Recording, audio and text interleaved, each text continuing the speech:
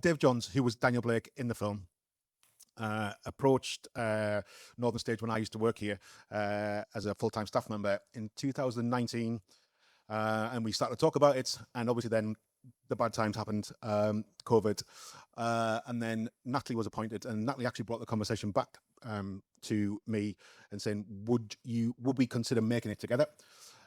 So Natalie gave us a week's space here, which we did, and then we had some really good conversations around that, and then Natalie said, "Yes, let's do it." And so we worked with Dave Johns and Northern Stage to put on a Ken Loach film, which still to this day terrifies me, because it is Ken Loach, and I know people like love him and his filmmaking, but I think also the story itself is so like, well, it's so powerful, and it's still so relevant, unfortunately, in our country and what our country has been going through for a number of years.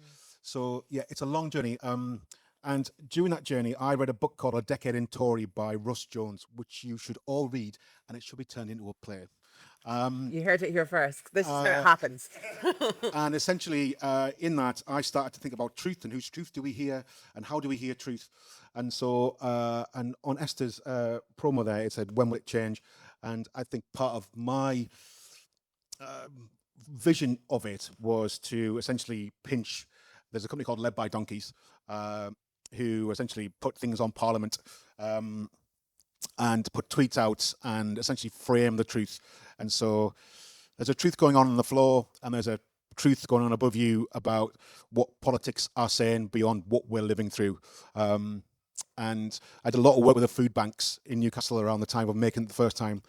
And I thought I understood what was happening in our city, and I had literally no idea what's happening in our city. And I think in some small way, this is about trying to have that story told in numerous cities across the country, because it is still relevant, and it is unfortunately still going on and is getting worse.